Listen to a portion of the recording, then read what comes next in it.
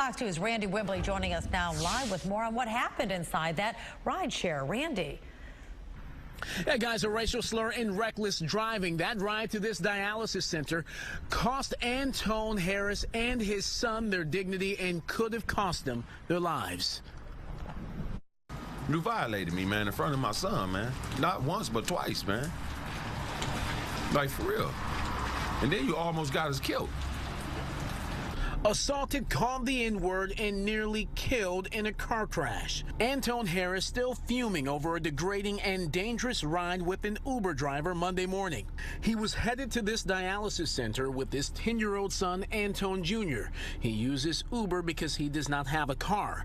The trouble started after asking the driver, who Harris says is Arab, if they could first stop at a gas station on Tyreman and Epworth. Because I asked him, I said, is it all right if you take us to the gas station so I get me something to eat while I'm on the machine? He said, yeah. Before I can come out, my son coming in there saying he cussing. Like tell your father the MF to come on, you know what I'm saying? So I got in the car, like, man, you ain't got to be cussing. I ain't take that long, man. Harris says the driver demanded he and his son get out of the van, but he refused because the ride was already paid for and he could have missed his treatment. Then the racial slur. He called me the N-word, dog, and I guess he said that, like, in order to taunt me to do something to him so I can get in trouble or to try to get out the car. The driver then allegedly got out of the van and opened Harris's door, lunging at him as if he would punch him and then kicking him. I stood up in the van. I never got out the van. I stood up in the van. And when I stood up in the van, he ran around and got in the car and he just started flying up Illinois.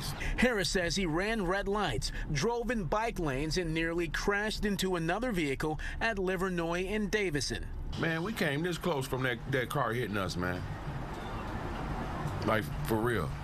And officers from the 12th precinct met him there, where they arrested the driver. Harris is relieved he and his son survived the wild ride and that he kept his cool. Like if I'd have jumped on that man in that car, man, I'd have been in some serious trouble, man. I'd have been like they'd have gave me the book.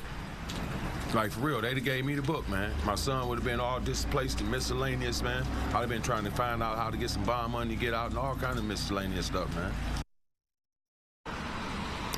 And as a single dad, his son could have ended up with CPS, Child Protective Services, had he been arrested for retaliating or responding to that driver. The driver is in police custody, being held at Detroit Detention Center. Hugh, Taryn? Randy, did Uber say anything about this? Do we know if this driver had any problems or anything similar like this happening in the past? No issues with any other Uber driver in the past. This is the first time he's had this driver, but he comes to this dialysis treatment center 3 times a week, all the time with an Uber, never any issues then, well, beforehand. Now, I'm told that a warrant request could be sent to the Wayne County Prosecutor's Office sometime tomorrow.